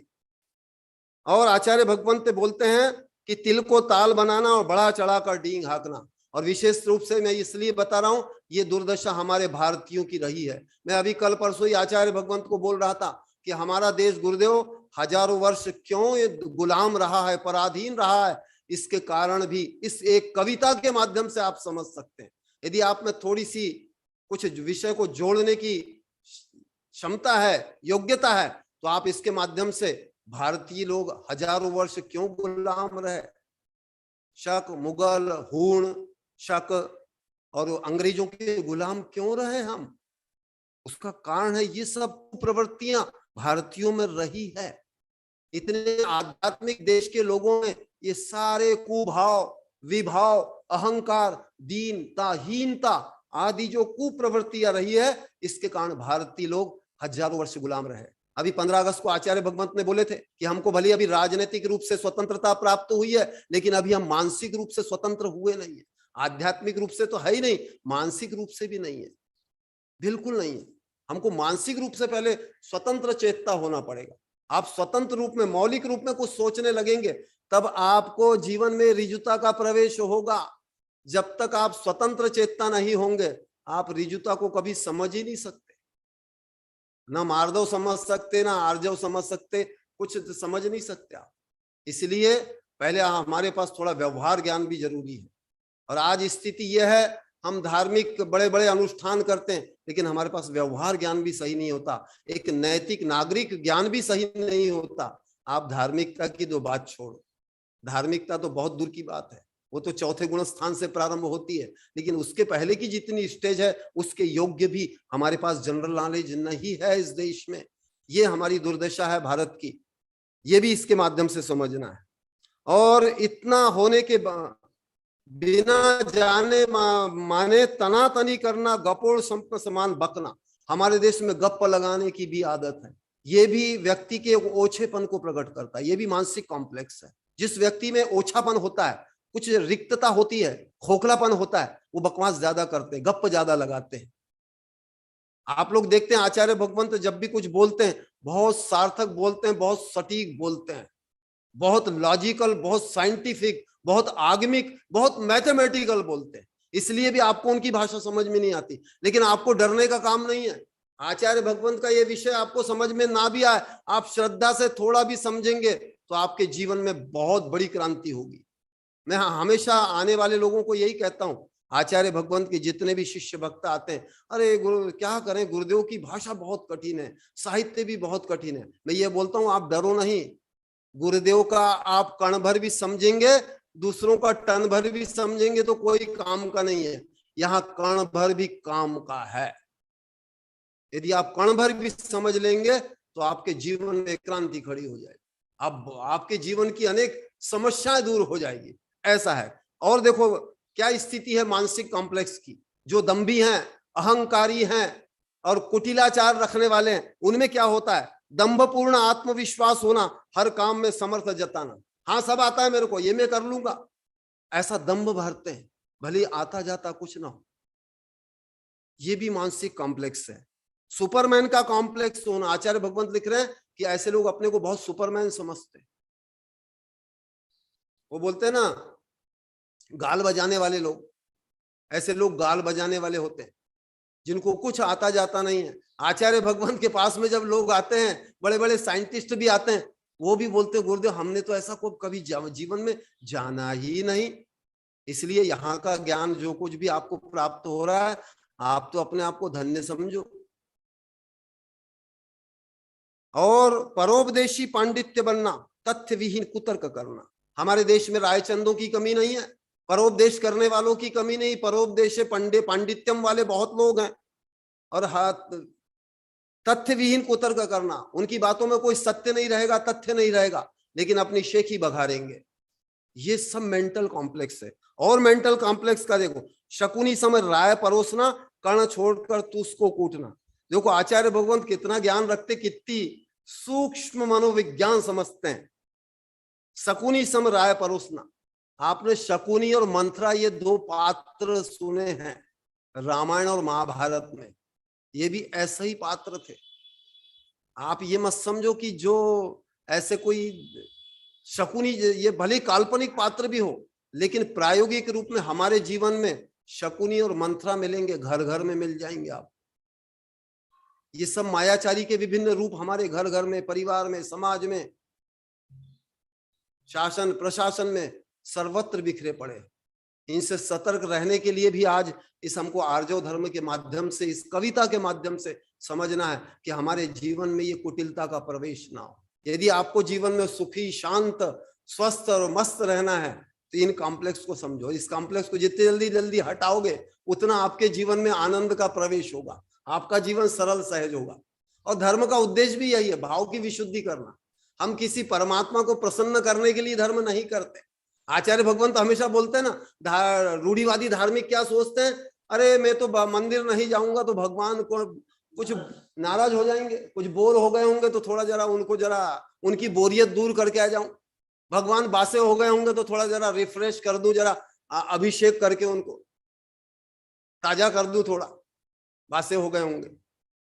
ये कुछ नहीं है। ये जितने बता रहा हूं मैं आचार्य भगवंत की कविता के माध्यम से, ये आपकी मेंटल कॉम्प्लेक्स से जितनी दूर होगी उतने आप धर्म के समीप होंगे, उतने धार्मिक होंगे, उतनी आपके कर्मों की निर्जरा होगी, उतने आप कर्मों के आश्रव से बचेंगे, अशुभ आश्रव से बचेंगे। यही मुख्य रूप से इस आर्जव धर्म के दिन हमको ये विशेष रूप से शिक्षा प्राप्त करनी है। और आचार्य भगवंत लिखते हैं, समाधान बिना समस्या बढ़ाना, बिना सिर पैर की बातें करना। सब ऐसे रूप में प्रस्तुत होते हैं कि बस मैं ही बड़ा सयाना हूं, समर्थ हूं, भले ही वो समस्या को बढ़ाते ही चले जाते हैं। आज हमारे देश में हम देखते हैं विविध क्षेत्र में जितनी समस्या है, ये उनकी अनुभवहीनता, उनकी दीनता, हीनता, अहंकार प्रवृत्ति के कारण हम अपन भी उसके शिकार होते हैं। आज धर्म क्षेत्र में भी हमको इससे सतर्क रहने की आवश्यकता है। चाहे वो कोई श्रावक हो या साधक हो, यदि उसकी अनुभवहीनता के कारण, उनके किसी अहंकार के कारण इस समाज की क्षति होती है तो आपको सतर्क रहने की आवश्यकता है। उनकी उस मायाचारी से, उनकी उस शोषण प्रवृत्ति से हमको अप्रभावी रहना है। अप्रभावी रहना भी एक बड़ी कला है। आज रिजुता तब प्रवेश होगी जितना आप अप्रभावी रहेंगे, नहीं तो आप दूसरों की मायाचारी का शिकार बन जाएंगे और आप भी कुटिल ही बन जाएंगे। और ये कुटिलता की परंपरा चलती रहती है। इसलिए इस कुटिलता से बचने के लिए और दूसरों को भी बचाने के लिए हमको यथायोग्य प्रयास करें। ये बड़ा पुण्य का काम है, बड़ा एक महान धर्म है। आगे और बता रहे हैं, बिना काम के गाल बजाना, मनमानी से तर्क गढ़ना, बेमतलब काम को करना और ताक झाक के काम बिगाड़ना। ऐसे रायचंद, हुकमचंद, ऐसे लोग हमारे देश में बहुत हैं, यत्र तत्र सर्वत्र बिखरे पड़े हुए। ऐसे रायचंदों से, ऐसे हुकमचंदों से हमको बहुत बच करके रहना है। और आगे लिख रहे हैं, बंदर समान आम उगाना, स्वयं को दक्ष उद्यमी जताना। ये बंदर समान आम उगाना, बंदर की एक कथा आचार्य भगवान भी हमेशा बताते हैं। बंदर वृत्ति के लोग भी बहुत हैं। बिल्कुल, अभी तुरंत मैं करा देता हूं। आज धर्म क्षेत्र में भी ऐसा ही है। कोई चातुर्मास कराना हो, कोई विधान कराना हो, बस अभी विधान कराया और बिल्कुल मेरे पास 1 करोड़ की उगाही हो जानी चाहिए। कोई पंचकल्याणक कर रहा हूं, उगाही हो जानी चाहिए। चातुर्मास करा रहा हूं, कोई अनुष्ठान करा रहा हूं, यहां तक कि समाधि करा रहा हूं, तो भी मेरी उगाही हो जानी चाहिए। ये सब मेंटल कॉम्प्लेक्स है। बहुत बारीकी से समझना इस विषय को। आप लोग ऐसे विषय कहीं हर स्थान पे आपको सुनने को मिलेंगे नहीं। सब चिकनी चुपड़ी बातें करते हैं, ऊपर ऊपर उथली उथली बातें करते हैं। ऐसे कॉम्प्लेक्स को समझोगे तब आपके जीवन में ऋजुता का प्रवेश होगा, तब आपके अंदर में सम्यक दर्शन का प्रवेश होगा, तब आप एक सतर्क नागरिक बन पाएंगे, एक सतर्क धार्मिक बनेंगे। सतर्क बनना है, अप्रभावी रहने की कला सीखनी है। अल्प प्रयासों से अधिकतम सफलता प्राप्त करने के ये सब सूत्र हैं आचार्य भगवंत की इस कविता के माध्यम से। आचार्य भगवंत ने लिखा है कि सज धज के मेले में जाना, वैभव सुंदरता को दिखाना। ये भी हमारे भारतीय परिवेश में बहुत ज्यादा है। दिखावे का सर्वत्र एक बहुत बड़ा रोग है, हर क्षेत्र में। और एकांत में अच्छा काम न करना, भीड़ भाड़ में दिखावा करना। एकांत में तो कोई अच्छा काम करना नहीं, कोई भीड़ भाड़ हो जाए वहां जाकर के अपना कुछ प्रदर्शन कर देना, कुछ फैशन व्यसन से प्रदर्शन कर देना, कुछ बोली लेकर के प्रदर्शन कर देना। ये भी सब मेंटल कॉम्प्लेक्स है। बड़ा शॉर्टकट निकाल के रखा है लोगों ने, लेकिन इससे आपकी मायाचारी, आपकी मानसिक जटिलता, आपकी कुटिलता, आपकी दंभी प्रवृत्ति, ये सब प्रकट होती है। कथनचित कोई ना भी समझ पाए अपने स्वार्थ के कारण, लेकिन कर्म सिद्धांत के अनुसार आप बच नहीं सकते। आप कर्म का बंधन कर रहे हैं, आप अशुभ आश्रव कर रहे हैं। उतना ही आपका जीवन क्लिष्ट होता जाएगा, दुरूह होता जाएगा, उतना भार आपके ऊपर में बढ़ता ही जाएगा। और अंत में आचार्य भगवंत लिख रहे हैं कि हर काम में नुक्ताचीनी करना, छिद्रान्वेषी निंदक बनना। देखो कितना सुंदर मनोविज्ञान, दुनिया के बड़े बड़े अभी वैज्ञानिक भी नहीं बता सकते। इतना बढ़िया आचार्य भगवंत ने लिखा है कि जो ऐसे लोग होते हैं मानसिक ऐसी जटिलता से युक्त, वो लोग हर काम में नुक्ताचीनी करते हैं, हर विषय में कोई गुण भी हो उसमें भी दोष ढूंढते हैं, छिद्रान्वेषी बनते हैं, निंदक बनते हैं। निंदा का रस तो हमारे देश में सर्वत्र है। भारतीयों की सबसे बड़ी कोई कमी है, वो सर्वत्र निंदा रस पान करते रहते हैं। इस निंदा रस से आपको बचना है। और हर काम में गड़बड़ी देखना, षड्यंत्रता की शंका करना, हर काम में शंकित, भयभीत, शंकालु, ये सब मानसिक प्रवृत्तियां हमारे देश में है। सरल सहजता इससे निश्चित। और इन सब कॉम्प्लेक्स के कारण, इन मानसिक जटिलताओं के कारण, इन सारे पापों के कारण, इन कषायों के कारण, इन सारे कुभावों के कारण हमारे जीवन से सरलता, सहजता नष्ट हो रही है। धर्म का क्षेत्र जो सरल सहज बनने का है, वहां से भी पंथ के नाम पर, पट्ट के नाम पर, क्षेत्र के नाम पर, जाति के नाम पर, परंपराओं के नाम पर आज समाज विखंडित हो रहा है। सरल सहजता समाप्त हो रही है। और जब तक सरल सहजता नहीं आएगी, आप कितने भी बड़े बड़े अनुष्ठान करो और कितने भी बड़े बड़े प्रवचन कराओ, कोई लाभ नहीं होने वाला है। ये सरल सहजता जहां आएगी, तब मान करके चलो कि आप आज उत्तम आर्जो धर्म को मना पा रहे हैं। और मृदु मधुरता नहीं रहती, मृदुता नहीं, जो कल मृदुता के विषय में बताया था, मृदुता नहीं, विनम्रता नहीं रहती। ऐसे लोगों में कोई मधुरता भी नहीं रहती। आज आप देख रहे हैं कि मधुरता समाप्त हो रही है। हमारे पास आज डिग्री, पोस्ट, पैकेज का अंबार लगा हुआ है, लेकिन जीवन से मधुरता, सरलता, सहजता, ये सब गायब हो रहा है। क्यों हो रहा है? क्योंकि कुटिलता का प्रवेश हो रहा है, इसलिए इस कुटिलता को प्रवेश ना हो हमारे जीवन में, इसलिए भी इस कविता के माध्यम से आपको बता रहा हूं। समरसता व शांति नहीं मिलती, गंभीरता की छवि नहीं रहती। समरसता नहीं रहती समाज में, राष्ट्र में आज जितना विखंडन है, इसका भी कारण यही है कि जीवन में अब सरलता सहजता नहीं है। आचार्य भगवंत हमेशा जापान का उदाहरण देते हैं।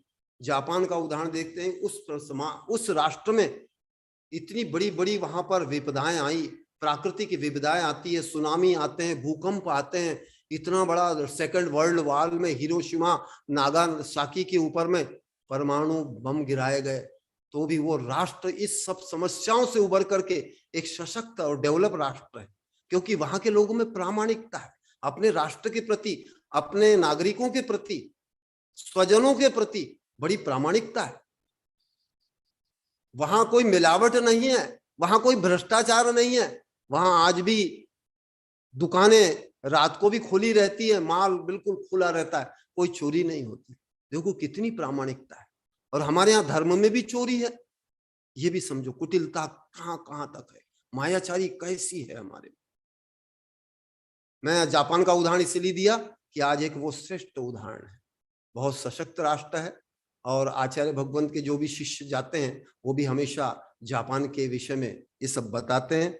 आचार्य भगवंत अंत की 2 लाइन में लिख रहे हैं, क्योंकि ये बहुत साइकोलॉजिकल कविता है, पूरा मनोविज्ञान समझने के लिए, हमारे मेंटल कॉम्प्लेक्स को समझने के लिए, हमारे अंतरंग में कैसी कैसी सब दुर्भावनाएं, कषाय, पाप सब भरा हुआ है, उसको समझने की दृष्टि से उच्च आदर्श व सदाचरण से, दया सेवा परोपकार से, सम्मान गौरव मिले सभी से, कनक महान बनो भाव से।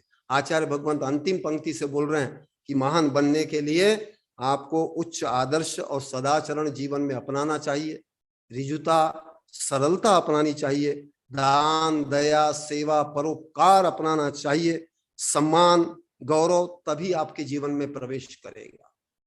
आचार्य भगवंत हमेशा कहते हैं क्रिश्चियन कम्युनिटी के बारे में, आज क्रिश्चियन कम्युनिटी जीव दया में, पर्यावरण सुरक्षा में, सर्व शिक्षा में आज बहुत अग्रणी है। इसलिए आज देखो जितने ईसाइयों के देश हैं सब डेवलप हैं, बहुत अग्रणी लोग हैं, आज जीव सुरक्षा में भी सबसे अग्रणी है, क्योंकि उनके जीवन में सरलता सहजता आ रही है। भले ही वो अध्यात्म की कम भूमिका है, लेकिन वो विज्ञान के माध्यम से आई है। अभी तो अध्यात्म में भी बहुत अग्रणी हो रहे हैं। अमेरिका आज देखो सबसे अधिक, अमेरिका से आने वाले जितने शिष्य हैं, हमारी डॉक्टर रीता भी अमेरिका की प्रवासी रही हुई है, ये भी समझ सकेंगी कि वहां के लोगों में सबसे बड़ी उत्कंठा और जिज्ञासा कोई है तो स्व आत्म तत्व को जानने की। वहां के प्रद्युम्न जी जवेरी आते हैं आचार्य भगवंत के पास में, वो हमेशा बोलते हैं गुरुदेव हमारे अमेरिका में तो अब लोग बहुत भोले भाले सरल है, उनको सत्य और तथ्य चाहिए, उसके लिए वो समर्पित होने को तैयार है। और विशेषतः अभी अध्यात्म के प्रति उनमें बहुत प्रेम है, अध्यात्म के प्रति बहुत आकर्षण है, इसलिए आज अमेरिका इतना सशक्त राष्ट्र है। हम भी बन सकते हैं, हमारी तो जो मूल निधि है, मूल संपत्ति है, वो अध्यात्म है। लेकिन आज आध्यात्मिक धर्म से किसी का परिचय नहीं है। आपने तो सिर्फ कुछ रूढ़ियों को, कुछ ऐसी लोक मूलता को, मिथ्यात्व को ही अपना धर्म मान के बैठे हुए हैं, और उस लोक रूढ़ी को, उस लोक मूलता का निर्वहन करते हुए अपनी सामाजिक रीति रिवाजों का निर्वहन आप धर्म क्षेत्र में भी करके, और यथार्थ धर्म से, उस सत्य तथ्य से सब वंचित हैं। इसलिए आज से उत्तम आर्जव धर्म के अवसर पर हमको सत्य तथ्य से, सत्य तथ्य को हमारे ज्ञात करना है, उसका बोध करना है, तब हमारे जीवन में ऋजुता का प्रवेश होगा, तब हमारे जीवन में क्षमा का प्रवेश होगा, तब हमारे जीवन में मार्दव का प्रवेश होगा, आगे के धर्मों का भी प्रवेश होगा धीरे धीरे। ये इस दृष्टि से बता रहा हूं, इस कविता के माध्यम से बताया। और अंत में एक विषय में बता रहा हूं, आचार्य भगवंत ने भगवती आराधना ग्रंथ से लिखा है, उसके माध्यम से भी मैं बता रहा हूं मायाचारी के दोष क्या हैं। हमारे जीवन में जो मायाचारी है, अभी मैंने आपको विज्ञान से बताया, अब आगम क्या कहता है दोनों दृष्टि से आपको बता रहा हूं। माया के दोष हिंदी में पढ़ के सुना दे रहा हूं क्योंकि अपने पास समय भी नहीं है और वो प्राकृत में लिखा हुआ है। जैसे 1 कोटि धन का स्वामी होने पर भी यदि शरीर में कील कांटा घुसा हो तो शारीरिक सुख नहीं मिलता, उसी प्रकार तप से समृद्ध होने पर भी यदि अंतर में माया रूपी शल्य घुसा है तो मोक्ष लाभ नहीं हो सकता। कोई व्यक्ति करोड़पति नहीं अरबोपति भी है, उसके शरीर में कोई कांटा चुभा हुआ है तो उसको शारीरिक सुख नहीं मिल सकता उस धन से। ऐसे ही कोई व्यक्ति कितना भी तपस्वी हो, यदि मायाचारी है, क्योंकि 3 प्रकार के शल्य बोले गए हैं, माया, मिथ्या और निदान। तो मायाचारी यदि है, मायाचारी का शल्य है तो उस जीव को मोक्ष कभी प्राप्त नहीं हो सकता। हमारे यहाँ बताया गया जो सरल होता है, जिसकी रिजु गति होती है, 90 डिग्री की गति होती है, अनुश्रेणी गति होती है, उसी को मोक्ष प्राप्त होता है। और वो कितने समय में होता है? एक समय में होता है, जो काल की सबसे न्यूनतम इकाई, उसको मैं भी बताने में समर्थ नहीं हूं, सर्वज्ञ भगवान ही जानते एक समय कितना अल्प है। उस एक समय में वो जीव मोक्ष प्राप्त करता है, क्योंकि वहां मायाचारी से रिक्त हो जाता है, उस शल्य से वो दूर हो जाता है, तब जाकर के उसको मोक्ष की प्राप्ति। दूसरा लिखते हैं, माया दोष से मनुष्य सबके द्वेष का पात्र होता है, उसका कोई विश्वास नहीं करता। आपकी मायाचारी प्रकट हो जाए तो फिर उसके बाद में आप पे कोई विश्वास नहीं करता। और व्यक्ति जितना प्रामाणिक रहेगा, तात्कालिक कथनचित उसको कोई कष्ट भी हो, लेकिन उस व्यक्ति की विश्वसनीयता बढ़ती है। और सबसे मुख्य तो है, उस व्यक्ति को स्वयं को एक बड़ी आत्म संतुष्टि मिलती, शांति मिलती है, उसको अपनी प्रामाणिकता से एक बड़ा आत्म गौरव होता है। सज्जन भी उसका अपमान, सुजन भी उसका अपमान करते, वो शीघ्र ही अपने बंधु बांधवों का भी शत्रु बन जाए। यहां तक कि मायाचारी व्यक्ति के बंधु बांधव, अपने परिवार में भी सब शत्रु बन जाते हैं। इसलिए आपने गीत भी सुना होगा, जब भी जी चाहे नई दुनिया बसा लेते हैं लोग, एक चेहरे पे कई चेहरे लगा लेते हैं लोग, एक चेहरे पे कई चेहरे लगा लेते हैं लोग। इसलिए हमारे सामाजिक जीवन में, धार्मिक जीवन में भी, राष्ट्रीय जीवन में ऐसे जो बहुरूपियां हैं, इनसे सतर्क रहने के लिए 2 लाइन आपको सुनाया। आगे और सुनो। अपने द्वारा थोड़ा सा भी अपराध होने पर मायाचारी महान दोष का भागी बनता है। एक बार का मायाचार हजारों सत्यों को नष्ट कर देता है। आपकी कोई मायाचारी प्रकट हो जाए, आपका अन्य कोई कार्य प्रामाणिक भी हो, आप सत्य भी हो, लेकिन वो उस सत्यता को नष्ट कर देगा। एक आपकी मायाचारी, एक मायाचारी। इस प्रकार महादोष का भागी होना और 1000 सत्यों का विनाश, ये माया के दोष है। आगे लिखते हैं, मायाचार से मित्रता नष्ट हो जाती है और उससे इस लोक संबंधी कार्यों का विनाश होता है। मायाचारी करने वाला, कपट करने वाला व्यक्ति सच्ची मित्रता भी किसी से नहीं कर सकता, मित्रता नष्ट होती है। माया दोष से विष मिश्रित दूध की तरह मुनि धर्म नष्ट हो जाता है। और साधु यदि किसी प्रकार की मायाचारी करे तो उसका भी वो सारी तपस्या, मुनि धर्म नष्ट हो जाता है। जैसे शुद्ध दूध में यदि विष मिश्रित हो जाता है, ऐसी उसकी सारी साधना नष्ट होती है। मित्रता और कार्य का नाश और मुनि धर्म की हानि, ये भी माया के दोष है। और दो तीन दोष हैं। माया से नीच गोत्र नामक कर्म का बंध होता है। आगम क्या बोलता है? जो व्यक्ति जितनी मायाचारी करेगा, वो चाहे उच्च कुल में जन्मा हो, उच्च जाति में जन्मा हो, आपने इतिहास में भी पढ़ा है, पुराणों में भी पढ़ा है, मायाचारी करने से हमारे महापुरुष भी नरकों में गए हैं। रुद्र और नारदों की आपने कथा पढ़ी होगी। ये सब महातपस्वी रहते हैं, लेकिन मायाचारी के कारण इनको भी नरक जाना पड़ा। इसलिए इन कषायों से, इन पापों से कोई भी बच नहीं सकता। यदि ये आपके जीवन में है तो इनको शीघ्रता से दूर करो, यही इसका उपदेश है। नीच कुल में जन्म होता है, स्त्री वे नपुंसक वे तिर्यंच गति नाम कर्म का बंध करती है। माया से स्त्रीपना, माया तैरगियोन्यस्य, ये तो सूत्र आप जानते हैं। मायाचारी से तिर्यंच गति प्राप्ति होती है, स्त्री पर्याय प्राप्त होती है। नपुंसक पर्याय प्राप्त होती है और तिर्यंचपना प्राप्त होती है। माया से उत्पन्न हुए दोष से सैकड़ों जन्मों में भी बहुत बार ठगाया जाता है। किसी को एक बार ठगने से बार बार ठगा जाता है। आप किसी को एक बार ठगते हैं, लेकिन मुख्य रूप से आप स्वयं को ही ठगते हैं, दूसरों को आप ठग ही नहीं सकते। माता जी ने भी तभी बताया था, आप 1 किलो सोने का 2 किलो सोना बनाने जाते हैं, आपके जैसा ठग कोई नहीं है। जहां मायाचार है वहां क्रोध मान लोभ भी रहते हैं। जहां मायाचारी है, यानी जहां एक कषाय मायाचारी है, निश्चित वहां क्रोध भी है, मान भी है, लोभ भी है, अन्य पाप भी है, निश्चित वो हिंसा भी है। क्रोध मान और लोभ से उत्पन्न होने वाले सब दोष मायाचारी में। और अंतिम मायाचार के दोष से रुष्ट हुए कुंभकार ने भरत नामक गांव का धान्य 7 वर्ष तक पूर्ण रूप से जलाया था। मायाचारी के आपने अनेक कथाएं भी पढ़ी होगी, पुराण ग्रंथों से भी आपको पढ़ना चाहिए, और आचार्य भगवंत ने भी इस विषय में बहुत लिखा है। अब चूंकि हमारी समय की भी मर्यादा है और बताने को तो बहुत कुछ है। हमारे आगम में आया है निशल्यो व्रति। हमारे यहाँ व्रति उसी को बोलते हैं जो निशल्य होता है।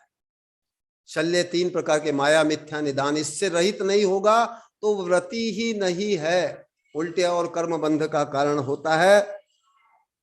तो इसलिए जितनी भी मायाचारी है, मायाचारी जीवन के विविध क्षेत्रों में है, उससे आपको सतर्क रहना है, अप्रभावी रहना है, और अपने जीवन को भी ऋजुता, सरलता, सहजता से युक्त बना करके और अपने आत्म स्वरूप में आना है और अपने महान गुणों की प्राप्ति करना है। इस भावना के साथ ही मैं आपके जीवन में भी ऐसी ऋजुता आए, सरलता आए, सहजता आए, गुणग्राहिता आए, सत्यग्राहिता आए, अन्य भी धर्मों का प्रगटीकरण आपके जीवन में हो। आपका जीवन सरल, सहज, शांत हो, आनंदमय हो, निरंतर गुणस्थानों की वृद्धि करने में प्रवृत्त हो। इसी भावना के साथ मैं अपनी वाणी को यहीं पर विराम देता हूँ। बोलो परम पूज्य आर्जव भावी आचार्य भगवंत श्री कनक नंदी जी गुरुदेव की जय। इसके पश्चात आपका कोई प्रश्न हो, जिज्ञासा हो, पूछ सकते हैं। अभी हमारे पास 10 मिनट का समय है।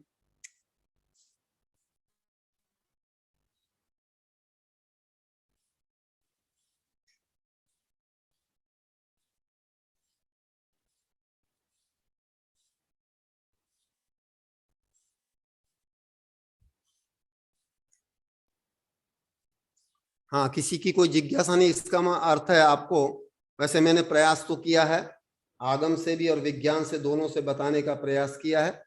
और अंत में हम आचार्य भगवंत की एक कविता के माध्यम से आज की सभा का समापन करते हैं। आचार्य भगवंत ने अपने बारे में लिखा है कि मैं भोला क्यों बनता जा रहा हूं। मैं आपको एक बताऊं कि आचार्य भगवंत के देश विदेश से आने वाले शिष्य बड़े चिंतित रहते हैं कि हमारे गुरुदेव भोले भाले हैं, इनको कोई ठग ना ले। लेकिन माताजी ने तभी आपको बताया, गुरुदेव बोलते हैं मैं किसी को मुझे कोई इसलिए नहीं ठग सकता क्योंकि मैं किसी को ठगता ही नहीं। नव कोटि से कभी किसी की प्रवंचना नहीं, किसी भी प्रकार से किसी को ठेस पहुंचाते नहीं। तो आचार्य भगवान ने स्वयं के लिए अनुभव लिखा है, न सीखी मायाचारी मैं भोला क्यों बनता जा रहा हूं। आचार्य भगवान का अनुभव सुनो और आज की फिर अपन सभा का समापन करेंगे।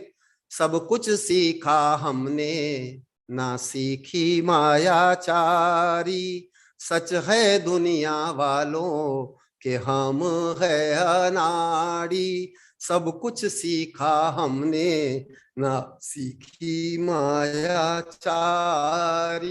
एक गीत आपने सुना होगा, चाहे कोई मुझे जंगली कहे, चाहे कोई मुझे कहता रहे, हम प्यार के तूफानों से गिरे हैं, हम प्यार करें।